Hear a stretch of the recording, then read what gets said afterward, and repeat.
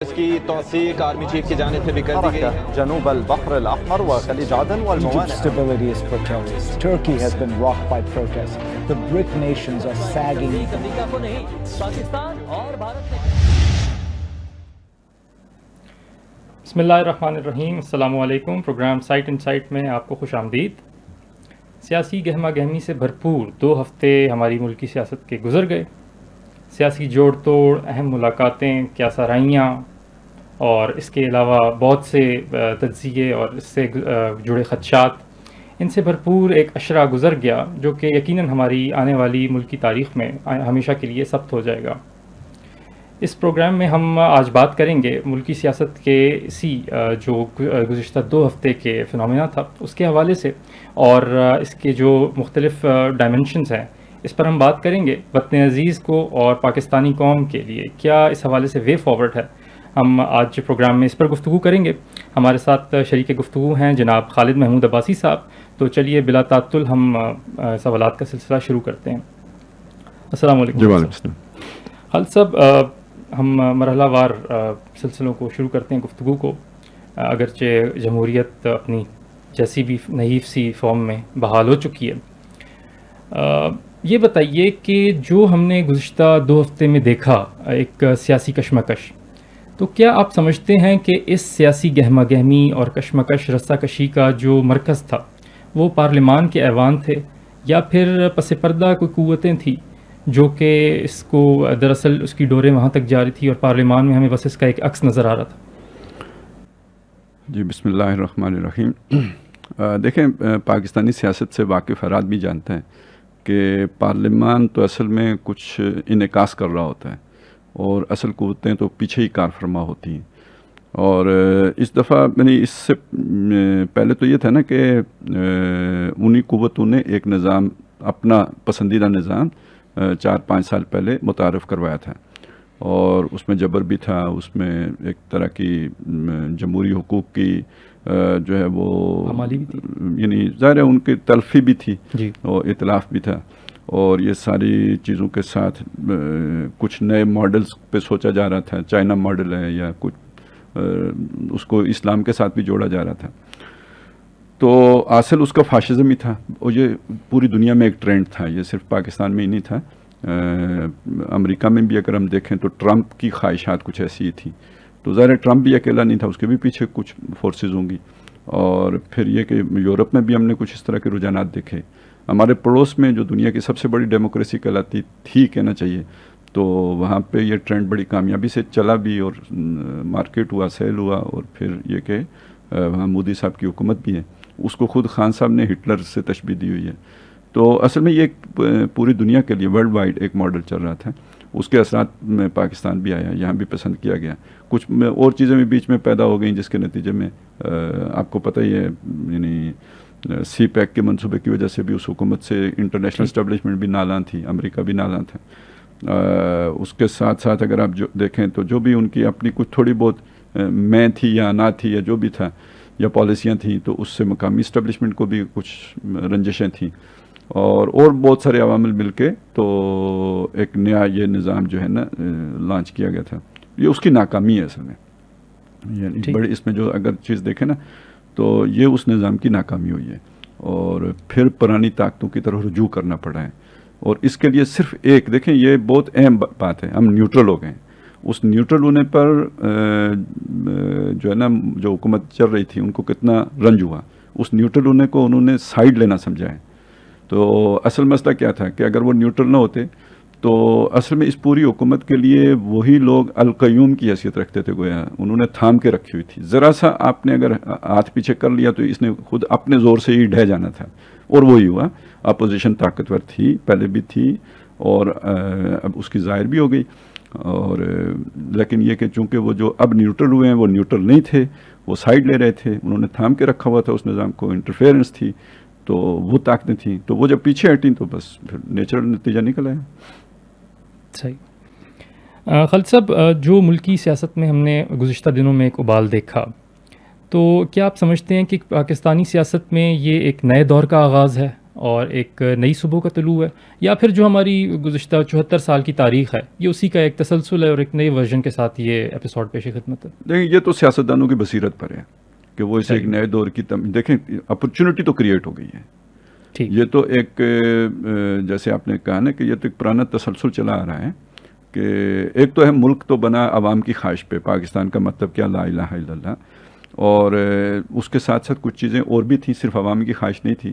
کچھ کہتے ہیں کہ انگریز کی بھی خواہش تھی کہ پارٹیشن ہو اور انڈیا کو مینیج کرنے کے لیے، یعنی بر عظیم پاک و ہند کو مینیج کرنے کے لیے اگر پارٹیشن ہوگی تو ہم ایک کے ساتھ دوسرے کو مینیج کر سکیں گے، اور اسی لیے وہ کشمیر کی ہڈی چھوڑ کے گئے تھے. صحیح، ٹھیک ہے. تو انگریز کی بھی خواہش تھی، جانا تو انہیں تھا. سیکنڈ ورلڈ وار کے بعد سچویشن ایسی بن گئی تھی کہ انہیں نکلنا تھا، تو نکلنے سے پہلے وہ یہ انتظام کرنا چاہتے تھے. یہاں بھی جاگیرداروں نوابوں کی خواہش بھی تھی کہ انڈیا میں رہے تو ہماری جاگیریں چلی جائیں گی. تو کئی فیکٹر تھے پاکستان بننے کے پیچھے، لیکن عوام ظاہر ہے وہ جاگیرداروں کے لیے نہیں بنا رہی تھی، عوام انگریزوں کے لیے خواہش نہیں رکھتی تھی، یا جو بھی تحریک چل رہی تھی وہ ان کے لیے نہیں چل رہی تھی، وہ تو ان کے اس کے پیچھے تو لا الہ الا اللہ تھے. تو عوامی خواہش کا جو بھی اظہار ہے وہ تو آپ کے دستور کے ذریعے سے ہوگا نا. تو وہ تو پہلے بننے نہیں دیا گیا. کوئی تو طاقتیں تھیں نا جو نہیں بننے دے رہی تھی، تو یہ وہی طاقتیں تھیں. تو انہیں میں قابضین سے جو ہے وہ تشبیہ دیتا ہوں، نہیں بلکہ موسوم کرتا ہوں کہ یہ پاکستان کے قابضین ہیں، قبضہ گروپ ہے یہ، اور یہ انٹرنیشنل اسٹیبلشمنٹ بھی اسی قبضہ گروپ کی فیسیلیٹیٹر ہے. وہ بھی اس نے بھی ان کو سلیکٹ کیا ہے اور یہی لے کے چل رہے تھے، اور عوامی خواہش اس کے برعکس ہے. بہرحال اس میں بھٹو صاحب کا بھی کنٹریبیوشن ہے، 73 کا آئین بھی بن گیا، تمام سیاستدانوں کا کنٹریبیوشن ہے، لیکن اس کے اندر چور دروازے انہی لوگوں نے رکھوائے اور اسے مینوپولیٹ کر کے آج تک یہی نظام جسے ہم اسٹیبلشڈ ادارے کہتے ہیں وہ صرف یعنی یہ سارے مل کے ہی ہوتے ہیں نا، یہ صرف اکیلی فوج کا معاملہ نہیں ہے. تو وہ جاگیردار بھی ہیں، نواب ہیں، پھر وہ آتے ہیں پولیٹیشنز بھی بنتے ہیں وہی، اور اس کے ساتھ عدلیہ میں بھی جاتے ہیں. تو یہ سارا مل کے اسٹیبلشڈ ادارے ہیں اور یہی اس ملک کو لے کے چلتے رہے اور سیاستدانوں کو انگلیوں پہ نچاتے رہے، اور سیاستدان ان سے ڈیل کر کے آتے رہے. جب بھی آئے ہیں جو بھی آئے ہیں یا تو ان کی نرسری میں تیار ہو کے آئے ہیں یا ڈیل کر کے آئے ہیں. ہمارے ہاں کوئی بھی اپنے بل پر پیدا ہونے والا سیاستدان ہمیں نظر نہیں آتا ہے. سب انہی گملوں میں انہی نرسریوں میں پروان چڑھنے والے سیاستدان رہے. تو اس اعتبار سے دیکھیں نا تو یہ قدرت نے آ کے ایک جگہ پہ پہنچا دیا. انہوں نے تجربے بھی کر لیے ہیں، ماریں بھی کھا لی ہیں، چوٹیں بھی کھائی ہیں، سب نے کھائی ہیں، بار بار بھی کھائی ہیں. خان صاحب رہ گئے تھے تو انہوں نے بھی کھا لی ہے. تو اگر یہ ملک لیکن خان صاحب نے کچھ دیر سے نہیں کھائی چوٹ. ہاں وہ تو ٹھیک ہے، مطلب انہوں نے 40-50 سال کی عمر کے درمیان باقی سیاستدانوں نے کھا کے سیکھ لیا اور اپنی ایک اس کے بعد سوچ ان کی پیدا پختہ ہو گئی. انہوں نے 70 سال کی عمر میں سیکھا. لیکن چلیں وہ ان کے ساتھ اگر یہ بھی کسی میثاق میں جڑ جاتے ہیں اور وہ بھی انہیں جوڑ لیتے ہیں، اگرچہ کہ یہ بہت ایکسٹریم کی لائن لے چکے ہیں، لیکن اگر یہ ہو جاتا ہے تو ملک کے لیے بہتر ہے. نہیں تو بہرحال اگر یہ پروسیس باقی سیاستدان وزڈم کے ساتھ اور اپنی بصیرت کے ساتھ چلاتے ہیں تو ان شاء اللہ تعالیٰ ملک بہتری کی طرف جائے گا، نظام میں بھی ارتقا ہوگا، اور پھر اس طرح کے کھیل ختم ہو جائیں گے ہمارے ملک میں کہ جو کچھ کوئی بندہ ہوتا ہے اس کی اپنی ایمبیشنز ہوتی ہیں، ایمبیشس بندہ، تو اس کو ایکسپلائٹ پھر کرنا یعنی ہر ٹھگ کے لیے بڑا آسان ہوتا ہے. تو وہ اسے استعمال کر لیتے ہیں اور پھر 4 سال کے بعد اسے پتہ چلتا ہے کہ وہ تو نیوٹرل ہو گئے ہیں. تو یہ سب کے سیکھنے کی بات ہے کہ یوں ہی ہوتا ہے. اسی لیے تو ہم نے 2014 میں خان صاحب کو بھی کہہ دیا تھا نا کہ جناب یہ ان کی اپنا پروجیکٹ ہے اور اس میں یہ آپ کو استعمال کریں گے اور استعمال کر کے پھر تھوک دیں گے. صحیح. جو شاخ نازک پہ آشیانہ ہوگا وہ ناپائیدار ہوگا. نازک بھی نہ کہیں، جو شاخ فراڈ پہ آشیانہ ہوگا وہ ناپائیدار. جھوٹ کے پاؤں نہیں ہوتے اور جھوٹ ہلاک کرتا ہے. حدیث میں ہے نا، صدق جو ہے وہ آپ کو نجات دیتا ہے اور جھوٹ آپ کو ہلاک کرتا ہے. تو جب آپ ایک انہولی الائنس کوئی بھی کر کے تو آئیں گے یا ایگریمنٹ کر کے آئیں گے تو عوام کے ساتھ جن لوگوں کے دلوں میں دھوکہ ہوگا ان کے ساتھ اگر ان سے لائن لے کے آپ آئیں گے تو پھر کیسے آپ خدمت کر سکیں گے. صحیح. خالد صاحب 74 سال سے ہم پاکستان کی اگر تاریخ پر ایک تائرانہ نظر دوڑائیں تو ہم دیکھتے ہیں کہ جو مفاد یافتہ طبقات ہیں یہاں پر، کبھی وہ براہ راست خود آ کر مسلط ہو جاتے ہیں پاکستانی قوم پر اور عوامی امنگوں کو کچل دیتے ہیں، اور کبھی ہم دیکھتے ہیں کہ وہ اپنی پراکسیز کو سامنے لے آتے ہیں اور خود پس پردہ رہ کر کام کرتے ہیں. یہ بتائیے کہ ایک طرف ان مفاد یافتہ جو اسٹیک ہولڈرز ہیں، جن کو اسٹیک ہولڈرز کہا جاتا ہے، ایک طرف ان کے مفاد ہیں، جبکہ دوسری جانب پاکستان کے عوام ہیں، مفاد عامہ ہے پاکستان کے عوام کا. کیا یہ دونوں ایک ساتھ چل سکتے ہیں؟ اچھا دیکھیں، یہ میرا تو یہ خیال ہے کہ ہمیشہ پراکسیز آتی ہیں، خود کوئی نہیں آتا ہے. جن کو ہم سمجھتے ہیں خود آتے ہیں وہ بھی پراکسی ہوتے ہیں. صحیح. ٹھیک ہے. اصل جن کا ویسٹڈ انٹرسٹ ہوتا ہے وہ کبھی سامنے نہیں آتے. جو اس وقت دنیا میں نظام چل رہا ہے، میں ہمیشہ کی یہ بات نہیں کر رہا ہوں، جو خاص طور پہ پچھلے 300 سال 400 سال سے 300 سال 250 سال سے جو نظام چل رہا ہے، اس میں اصل جو طاقتیں ہیں، شاطر جو اصلی ہے وہ سامنے نہیں آتا. ڈکٹیٹرشپ کی صورت ہو یا یہ کہ جمہوریت کی صورت ہو، ہر دو صورتوں میں اصل شاطر پردے کے پیچھے رہتا ہے اور اپنی کٹ پتلیاں آگے لے کے آتے ہیں. جنہیں ہم سمجھ رہے ہیں کہ یہ وہ خود آئے ہیں، وہ خود نہیں ہوتے، وہ بھی ان کے پپٹ ہوتے ہیں. ان کی بھی اپنی کوئی مرضی نہیں ہوتی، پیچھے ڈوریں ہلانے والے اور ہوتے ہیں. دنیا اب گلوبل ولیج بن چکی ہے. گلوبل ولیج کا مطلب یہ ہے کہ آپ آئسولیشن میں فیصلے نہیں کر سکتے. دنیا کے انٹرسٹ کو سامنے رکھتے ہوئے آپ کو فیصلے کرنے، ایڈجسٹ کرنا ہے اپنی پلاننگ کو اور اپنے پورے منصوبے کو. تو یہ مت سمجھیں کہ دنیا سے ہٹ کر آپ فیصلے کر سکتے ہیں. تو نہیں کر سکتے، تو جو بھی آتا ہے تو ایڈجسٹ کر کے آتا ہے نا. ٹھیک ہے. تو وہ جسے ہم یہ کہہ رہے ہیں کہ وہ پردے کے پیچھے ہوتے ہیں، یا جسے ہم ڈیپ اسٹیٹ بھی کہہ سکتے ہیں، کیونکہ ڈیپ اسٹیٹ کو بھی ہم اسٹیبلشمنٹ کے ساتھ جوڑ دیتے ہیں. میرے خیال میں ڈیپ اسٹیٹ ایک علیحدہ کانسیپٹ ہے. وہ یہی کانسیپٹ ہے، وہ جو پردے کے پیچھے سے ڈوریں ہلانے والے لوگ ہیں، جو کبھی سامنے نہیں آتے، جن کو آپ نے کبھی ڈسکور نہیں کیا ہے. تو وہ جو پردے کے پیچھے عناصر ہوتے ہیں، تو وہ پوری دنیا کے انٹرسٹ کو سامنے رکھتے ہو کے ڈوریں ہلاتے ہیں. آپ کو جب ضرورت ہوگی یہاں پہ ڈکٹیٹرشپ کی تو ڈکٹیٹرشپ آ جائے گی. جب وہ اس کی ضرورت نہیں ہوگی تو عوام کو سانس لینے کے لیے، ظاہر ہے ان کو بھی تو کچھ سیاسی زندگی کے لیے 5 سال 7 سال 10 سال کے لیے انہیں کہیں جی آپ کی حکومت بھی آ گئی ہے، تو ڈوریاں تو کہیں اور سے رہی ہوتی ہیں. اور وہ تو انٹرنیشنلی جو پردے کے پیچھے بیٹھی قوتیں ہوتی ہیں وہ ہوتی ہیں. یہاں ان کے ایکٹرز ہوتے ہیں، اور 2 قسم کے ایکٹر. ایک تو مستقل ہیں، جیسے وہ آپ مستقل سٹیک ہولڈرز ہیں. مستقل سٹیک ہولڈرز ہیں، بالکل صحیح بات ہے. تو ایک تو وہ ہیں. اچھا، اس میں مذہبی اشرافیہ بھی شامل ہے. یہ نہیں کہ صرف وہ جاگیردار و نواب اور وہ لوگ ہی ہیں اور سرمایہ داری لوگ ہیں. اس میں مذہبی اشرافیہ بھی، ہماری لوکل بھی شامل ہے. تو وہ بھی سٹیک ہولڈر ہیں. اور لیکن یہ کہ ان کو لائن تو وہیں سے ملے گی جو انٹرنیشنل لائن ہوگی، اور اسی کے مطابق یہاں پہ نظام میں تبدیلی آ جاتی ہے. صحیح. آج کل جب سے خان صاحب اقتدار سے باہر ہوئے ہیں تو ان کی سیاسی سفر پر کافی گفتگو ہو رہی ہے، اور لوگ یعنی ان کے سفر کو ٹریس بیک کر رہے ہیں. خان صاحب کا اگر ہم پچھلے 12 سال کا سیاسی سفر دیکھیں تو اس میں ان پر جا بجا یعنی اسٹیبلشمنٹ کے اعلی کار بننے کا الزام لگتا ہے. اور اسی طرح 2018 کے انتخابات جس کے نتیجے میں ان کی حکومت قائم ہوئی، اس پر بھی بہت سارے سوالات اٹھتے ہیں.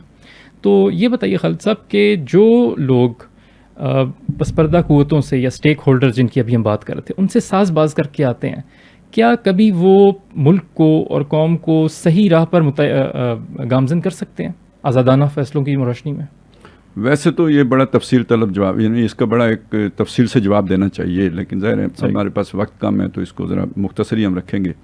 ایک موٹی سی بات ہے جی، کہ اصل میں تو یہ جو ساز باز ہوتی ہے یہ ہوتی کس کے خلاف ہے؟ یہ عوامی خواہش کے خلاف ساز باز ہوتی ہے. صحیح. وہ جنہیں آپ نے سٹیک ہولڈر کہا، انہیں ایک پپٹ چاہیے ہوتا ہے. ٹھیک ہے. وہ دیکھتے ہیں کون ہے، کس کی جو ہے نا وہ ہے، کس کے اندر کیڑا ہے یا کون اتنا ایمبیشیس ہے، تو وہ اسے پک کر لیتے ہیں. پک کر کے تو وہ اسے پھر فیسیلیٹیٹ کرتے ہیں، شیرہ لگاتے ہیں.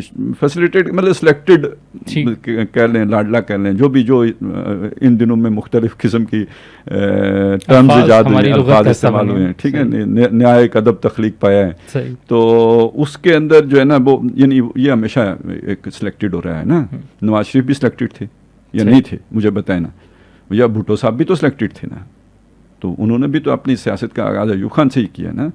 تو پھر اس کے بعد بھی خیر تو یعنی یہ کوئی نئی بات نہیں ہے، لیکن یہ ہمیشہ ذہن میں رکھنا چاہیے ہر سلیکٹڈ کو کہ وہ استعمال کیا جا رہا ہے. تو خان صاحب کے ساتھ بھی معاملہ یہی ہوا اور وہ استعمال ہوئے. پوٹینشیل ان کا تھا ایک لیڈر کا، تو نہ بھی کہیں آپ، تو کم از کم یہ کہ ایک عوام کو تحریک دینے والے فرد کا ایک محرک کے طور پر تو وہ کام آ سکتے تھے، اور کام لیا گیا ان سے.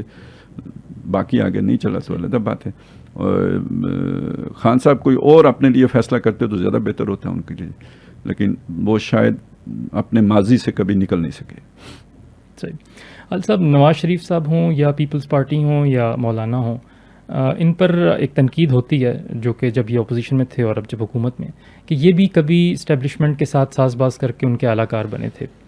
اب یہ اس کے بالکل ایک برعکس بیانیے کے ساتھ عوام کے سامنے آئے ہیں گزشتہ بالخصوص 5 سال میں. تو یہ بتائیے کہ عوام میں یہ کب اپنا بیانیہ مؤثر طور پر یعنی اس کو پھیلا سکتے ہیں، اور عوام میں ان کا بیانیہ کب جڑ پکڑے گا؟ اس کے لیے ان کو کیا کرنا چاہیے؟ اچھا دیکھیں، اپنے ماضی سے یوں کہہ لیں کہ اپنے ماضی سے آپ کے سوال کے اندر مجھے لگتا ہے کہ ایک چیز آپ نے یعنی انڈرسٹوڈ کر لی ہے نا کہ بھائی یہ اب پہلے والے لوگ نہیں ہیں، پہلے یہ سلیکٹڈ تھے، اب سلیکٹڈ نہیں ہیں. ہاں ہو سکتا ہے، یعنی آپ کے کہنے میں جو سمجھ پایا ہوں وہ یہی مطلب نکلتا ہے. تو اس لیے نہیں تو اگر یہ سلیکٹڈ ہیں تو پھر تو عوام کے ساتھ انہیں رابطہ رکھنے کی ضرورت نہیں ہے نا، جیسے پہلے نہیں تھی. ٹھیک، عوام کی طاقت حاصل کرنے کی انہیں کوئی ضرورت نہیں ہے.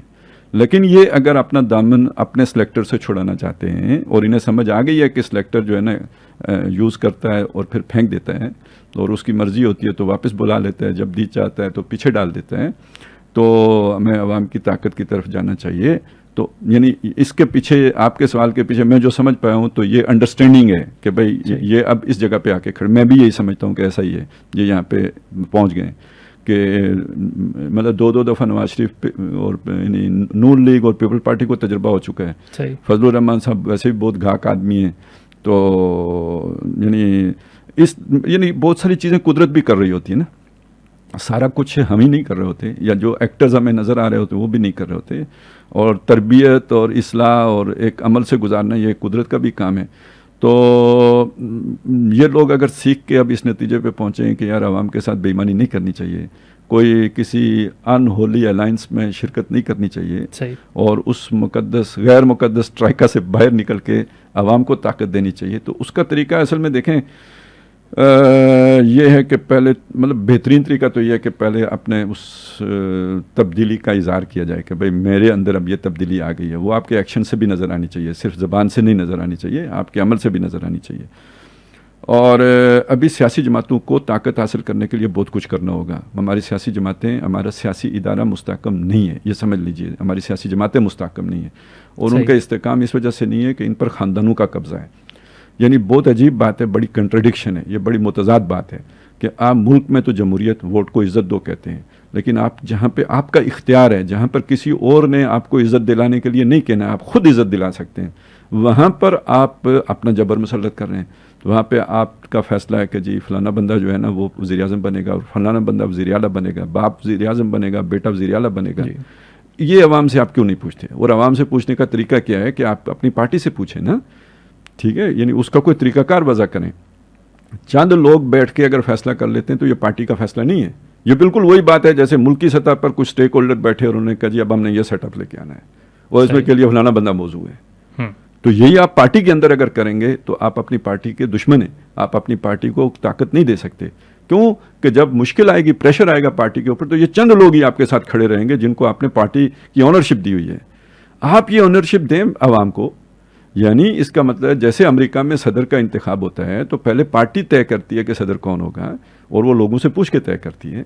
مجھے پتہ چلا ہے، مجھے پوری تفصیلات نہیں ہے، لیکن میں نے سنا ہے کہ کوئی سعد رفیق صاحب نے اپنے حلقے میں اس طرح کا تجربہ کیا ہے. مطلب اگر کیا ہے تو بہت اچھی بات ہے، صحیح، وہ انہیں اپنی پارٹی کے سامنے رکھنا چاہیے، شیئر کرنا چاہیے.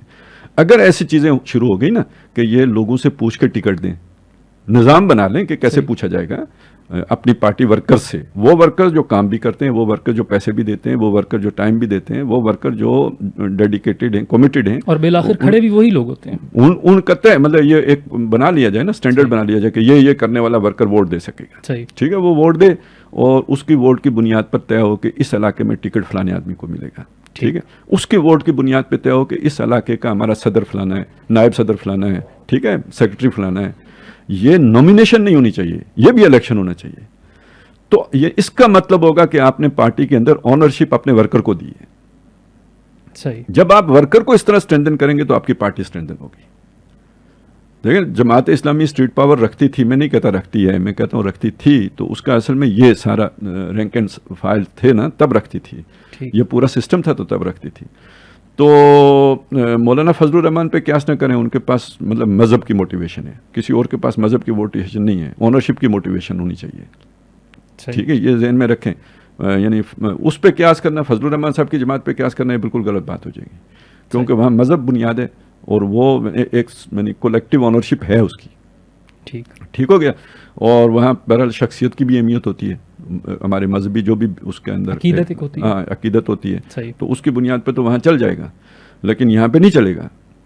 ٹھیک ہے, ووٹ مل جائے گا آپ کو, قربانی لینے کے لیے لوگ سڑکوں پہ نہیں آئیں گے. تو سیاسی جماعت تب مضبوط ہوتی ہے کہ جب وہ اس رخ پر آئے گی. تو اپنی جماعتوں کے اندر بھی لے کے آئیں, یہ پیپلز پارٹی بھی کرے, یہ مسلم لیگ نون بھی کرے, یہ باقی سیاسی جماعتیں بھی, جو بھی خان صاحب بھی کریں. انہوں نے لایا تھا لیکن بعد میں ڈنڈی ماری ہے. شروع میں یہ سارا آئیڈیا ان کے پاس تھا, وہ اسی وجہ سے وجی الدین میرا خیال ہے وہ جو ان کا آپس میں پھڈا پڑا تھا, جسٹس وجی الدین صاحب کا, وہ یہی تھا. یہ کر لیتے خان صاحب کو, آج پارٹی ملتی, جو پوری ٹیم ہوتی, مطلب ان کے گرد شیخ رشید اور چودھری فواد جیسے لوگ نہ ہوتے, ان کی پارٹی ہوتی. حامد خان صاحب کا بھی مسئلہ, ٹھیک ہے نا, تو وہ نہیں کر سکے, یہ ان کی کمزوری تھی. وہ کمزوری آج انہیں اس کا احساس ہوگا کہ وہ کتنی بڑی اس کا نقصان ہو رہا ہے. تو یہی معاملہ جو ہے نا, ان کو بھی سیکھنا چاہیے. یہ ہمارا نظام آگے بڑھ جائے گا اگر یہ کام کریں گے تو. صحیح, یعنی ہماری جمہوریت جو ہے وہ مزید میچورٹی کی طرف جائے گی. اور یہ کہ مطلب ٹھیک ہے, فرکشن کی طرف نہ جائیں, کلیش کی طرف نہ جائیں اسٹیک ہولڈرز جو ہیں ان کے ساتھ, لیکن یہ کہ ان کو میٹھے طریقے سے بیٹھ کے بتایا جائے کہ ہم تو پبلک ول کے مطابق چلیں گے جی. ٹھیک ہے, ہم نے طے کر لیا ہے, ہم اپنی نہیں چلا رہے, اپنی پارٹی میں اپنی نہیں چلا رہے, لوگوں سے پوچھ کے چل رہے ہیں. تو یہاں ملکی سطح پر آپ کی بھی نہیں چلا سکتے, کیا مجبوری ہے ہماری. ان اللہ حرم ھذا, وہ جنتیوں سے دوزخی مانگیں گے نا, میں بھی کچھ پانی دے دو یا کچھ کھانے پینے کو دے دو, وہ یہ نہیں کہیں گے کہ ہم نہیں دیتے, وہ کہیں گے بھائی اللہ نے حرام کر دیا. تو اسی طرح کی بات ہے کہ یہاں بھی آپ اس طرح کا کام چلائیں, اور وہ آپ کی آرگومنٹ بھی مضبوط ہو جائے گا. جب نظر آ رہا ہے کہ آپ اپنی پارٹی میں اپنی مرضی چلا رہے ہو, تو پھر وہ کہتے ہیں یہاں طاقت ہمارے پاس ہے تو ہماری مرضی چلاؤ. یہ تو کنٹراڈکٹری بات ہے کہ ملک میں آپ کو جمہوریت چاہیے, پارٹی میں بادشاہ. یہی سے میں نے شروع کیا تھا. بالکل صحیح. ٹھیک. خالد صاحب, شبان المسلمین جس کا آپ حصہ ہیں, شبان المسلمین اسلامی انقلاب کی ایک دائی جماعت ہے. ایک طرف یہ جماعتیں ہیں جس میں نون لیگ پیپلز پارٹی اور جمعیت علماء اسلام, جو کہ ہماری ایک طرح سے پاکستانی سیاست کے اعتبار سے ایک روایتی جماعتیں ہیں, جبکہ پی ٹی آئی نسبتاً ایک نیا چہرہ تھی. جب پی ٹی آئی پر تنقید کی جاتی ہے ہمارے فورم سے, تو بعض ساتھیوں کے ذہن میں سوال پیدا ہوتا ہے کہ پی ٹی آئی جو کہ ایک نیا چہرہ ہے اور نظام بدلنے کی ایک امنگ کے ساتھ یا ایک نعرے کے ساتھ آئی ہے, اس پر آپ کیوں تنقید کرتے ہیں؟ تو اس کا آپ کیا جواب دیں گے؟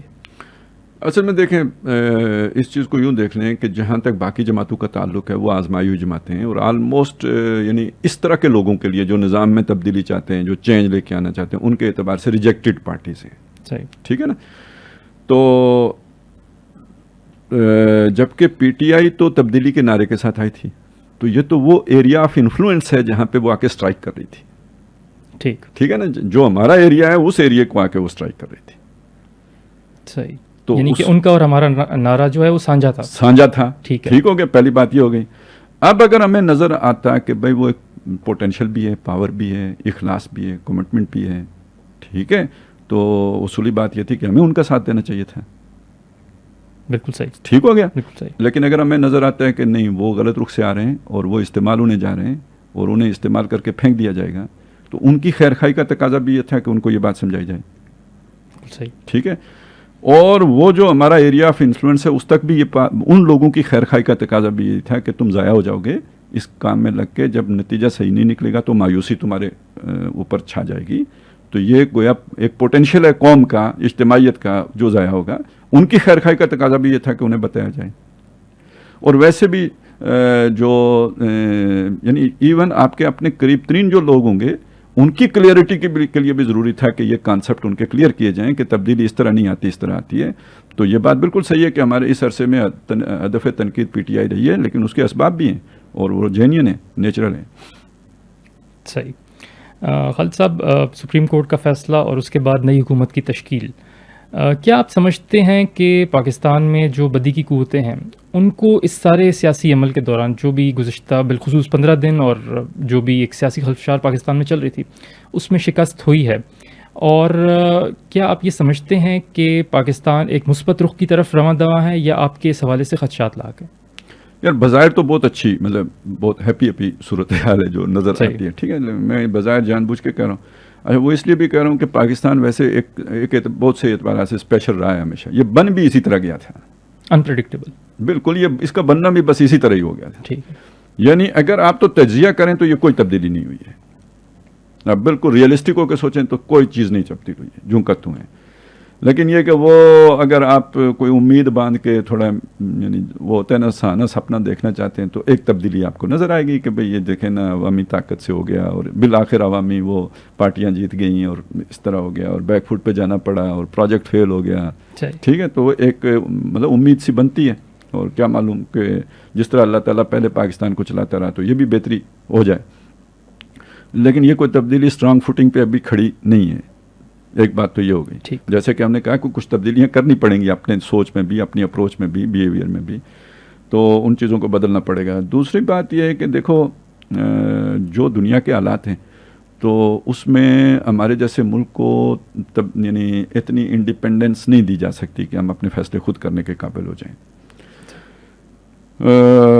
اس لیے یہ تبدیلی کے ساتھ کافی خدشات بھی جڑے ہوئے ہیں. ویسٹ کا ایک ایجنڈا ہے پرانا, اور جس ایجنڈے کے تحت ہم نے عمران خان کو بھی یہ سمجھا تھا کہ وہ یہ وہاں پہ فٹ ان ہونے جا رہے ہیں, اور ہوئے ہیں وہ, اور جہاں پہ ہوا وہ ان کی کسی وجہ سے نہیں بنا, وہ ڈیلیور نہیں کر سکے یا جو بھی ہو گیا. تو اس میں پاکستان کے حوالے سے جو پاکستان کی اصل سوچ ہے, جو عوام کی سوچ تھی یا ہے, جو نظریہ پاکستان ہے, وہ سوٹ نہیں کرتا نہ جاگیرداروں کو نہ نوابوں کو, یا جو اپنے اسٹیک ہولڈرز کے ہیں ان میں سے کسی کو, مذہبی اشرفیہ کو بھی نہیں سوٹ کرتا. ٹھیک ہے, تو وہ انٹرنیشنل اسٹیبلشمنٹ کو بھی نہیں سوٹ کرتا. لہٰذا وہ جو یہاں پہ اسی طرح کا نظام ہمیشہ پسند کرتے ہیں, اور بلکہ وہ یہ چاہتے تھے کہ بھئی نظریہ بھی ختم ہو, وہ یہ جو بھی کچھ نصاب سے بھی اس طرح کی چیزیں نکلیں, اور آئین کے اندر بھی جو تبدیلیاں آ گئی ہیں, اسلامائزیشن کا جو عمل 70 سالوں میں ہوا ہے اس کو بھی ریورس کیا جائے. ٹھیک ہے, یہ ساری سوچوں میں چیزیں موجود تھیں. اسی طرح آپ کی فوج کا بھی ڈاؤن سائزنگ, وہ شاید آخر میں جا کے ہوگا. ایٹمی پروگرام کا مسئلہ ہے, ابھی تو خان صاحب نے کہہ دیا نا ایٹمی پروگرام خطرے میں ہے. کیوں کہا انہوں نے؟ ان کے پاس کوئی فرسٹ ہینڈ انفارمیشن ہوگی نا جس کی بنیاد پہ وہ بات کہی. ہم تو آپ کا رخ دیکھ کے, آپ کی ادائیں دیکھ کے اندازہ لگاتے ہیں کہ اب آپ تیر کدھر چلائیں گے. ٹھیک ہے, تو ہم نے تو مغرب کے ان اداؤں کی بنیاد پہ یہ سوچا تھا کہ بھئی یہ اگلے اہداف یہ ہوں گے. تو اگر خان صاحب یہ وہی بات کہہ رہے ہیں جو ہم نے گمان کی تھی, تو اس کا مطلب ہے کچھ تو ہے نا. ٹھیک ہے, بالکل ٹھیک.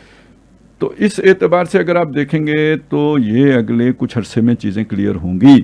یہاں بہتری کے سائنس بھی ہیں, لیکن جو کل واقعہ ہوا ہے پرسوں, جو اپنا انہوں نے کوئی اٹیک کیا ہے افغانستان میں, بالکل صحیح, تو یہ بالکل الٹ سائن ہے. اس کا مطلب یہ ہے کہ اگر آپ کسی کی فیسیلیٹیشن سے آئے ہیں, یا کسی کی گرین سگنل سے آئے ہیں, یا کسی کے نیوٹرل, یعنی نیوٹرل صرف لوکلز ہی نہیں ہوئے, نیوٹرل کوئی اور بھی ہوا ہے, تو اس کے ساتھ کچھ ایجنڈا جڑا ہوا ہے. پھر ان کا تو ایک ایجنڈا تھا جو اب خان صاحب نے ایبسولوٹلی ناٹ کہہ کے نہیں مانا. میں صرف اڈو کے لیے ایبسولوٹلی ناٹ نہیں کہہ رہا ہوں, بلکہ اس پورے ایجنڈے کے اعتبار سے کہہ رہا ہوں. ٹھیک ہے, وہ یا وہ ڈیلیور نہیں کر سکے, اہل نہیں تھے, دونوں امکانات ہیں, جو بھی ہے. صحیح, تو وہ فیلیور ہو گیا نا. بالکل ٹھیک ہے, اس پروجیکٹ کا فیلیور ہو گیا. صحیح ہے. تو اب اسی پروجیکٹ پہ آپ ڈیل کر کے آئیں گے جو خان صاحب جس کے لیے لائے گئے تھے اور وہ نہیں ڈیلیور کر سکے. اب وہی کرنے کے لیے آپ آئیں, اور آپ اسے اچھے طریقے سے کریں گے, خوشحالی لے کے آئیں گے, میٹرو بنائیں گے, یہ کریں گے, وہ کریں گے, اور بدلے میں اپنی اثاثے بیچیں گے. تو اس کا امکان ہے, اس کا خدشہ ہے, اور اگر یہ ہوتا ہے تو ملک نہیں رہے گا. چلیں اللہ نہ کرے. بالکل نہیں. دیکھیں ابھی دیکھیں 24 اپریل کو دیکھیں مودی کیا اعلان کرتے ہیں. جی بالکل, وہ سری نگر آ رہا ہے, اعلان کیا. ٹھیک ہے نا, دیکھیں کیا کرتے ہیں. یہ اب بہت بڑے خدشات میں یہ چیز بھی شامل ہے. اگر آپ واقعی اپنے پاؤں پہ کھڑے ہونے جا رہے ہیں, صحیح, ٹھیک ہے, اس کے لیے بھی آپ کو کچھ نہ کچھ تو سارے چاہیے ہوں گے. چائنا کا چاہیے ہوگا وہ, کیونکہ ہم اتنے نیچے جا چکے ہیں کہ اب اپنے پاؤں پہ فوری طور پہ نہیں اٹھنے, گلوکوز وغیرہ چاہیے ہوگا. لیکن اگر ہم کھڑے ہونے جا رہے ہیں, یہ بات امریکہ نہیں برداشت کرے گا, اس کے بارے میں نہیں ہے. تو نہیں کرے گا تو وہ کیا کرے گا؟ اس وقت اس خطے میں اس کا جو ہے نا قریب ترین, یا جو بھی اس کے دل کی ارمان پورے کرنے والا ملک ہو سکتا ہے تو وہ انڈیا ہے. بالکل صحیح. اور انڈیا کے اپنے ایمبیشنز بھی ہیں پاکستان. اور پھر یہ مودی جو ہے وہ بھی اب گراؤنڈ لوز کر رہا ہے نا. وہ پتہ نہیں کون سی پارٹی بنی ہے وہاں پہ بھی, کوئی عام آدمی پارٹی بنی ہے. تو اس نے جو ہے نا بی جے پی کے غبارے سے ہوا نکالنی شروع کر دی. ایک مثبت تبدیلی ہے جو انڈیا میں آ رہی ہے. بالکل ٹھیک. لیکن یہ ڈیسپریٹ کرے گی مودی کو, اور اس کی ڈیسپریشن ہمارے لیے ٹھیک نہیں ہوگی نا. بالکل ایسا ہی ہے. ٹھیک ہے, ادھر ہم اگر کمزور ہوتے جا رہے ہیں, افغانستان کے ساتھ بھی ہم نے چھیڑ چھاڑ شروع کر دینی ہے, اندرونی خلفشار بھی پیدا ہو جاتا ہے, یہ ساری چیزیں بھی ادھر, تو امریکہ پھر انڈیا کو وہ بھی گرین سگنل دے گا, ادھر بھی دے گا. تو پھر خطہ تباہی کی طرف جائے گا. بالکل صحیح. تو مطلب جیسے خان صاحب بے قرار ہو گئے ہیں نکلنے کے بعد, تو اسی طرح اگر آپ امریکہ کو یہاں سے بالکل ہی جھنڈی کرا دیتے ہیں تو وہ بھی بے قرار ہو جائے گا نا. اور یا دوسری بات یہ ہے کہ اس کی ماننا شروع کر دیتے ہیں تو بھی بہرحال اب اصل میں امریکہ کے اعتبار سے دیکھیں, امریکی اسٹیبلشمنٹ کے اعتبار سے دیکھیں تو جس ضرورت کے تحت انہیں پاکستان درکار تھا شاید وہ ضرورت اب باقی نہیں بچی ہے. ان کے لیے پاکستان ایک یعنی غیر متعلق ہو گئے ہیں. کم از کم اتنی بات ہے, چلے ہمارے خلاف کوئی سازش نہیں کرتے, کوئی غیر ملکی سازش نہیں ہے یا کچھ نہیں ہے, تو بس اب وہ اہمیت نہیں رہی ہے جو پہلے تھی. ایک وقت میں پاکستان کی اتنی اہمیت تھی کہ اندرا گاندھی کو دھمکی دی گئی تھی کہ اگر آپ نے مزید فوجیں آگے بڑھائیں تو ہم حملہ کر دیں گے. بالکل صحیح. ٹھیک ہے, ڈائریکٹ حملہ کر دیں گے. تو کبھی تھی اتنی اہمیت, اب اہمیت نہیں رہی کیونکہ انڈیا کے ساتھ ان کے براہ راست تعلق قائم ہو گیا. پہلے انڈیا ہی کے خلاف ہماری ضرورت تھی نا. بالکل صحیح. اور جو سوشلسٹ خطرہ ہے اس کے خلاف ایک بفر زون بنانے کے لیے, چلیں وہ بھی ایک چیز تھی, لیکن یہ کہ اصل بات تو یہ بھی تھی. بالکل صحیح. تو اب وہ ضرورت ختم ہو گئی ہے امریکہ کی. بالکل ٹھیک. چلیں ہمارے پروگرام کا وقت ختم ہو چکا ہے.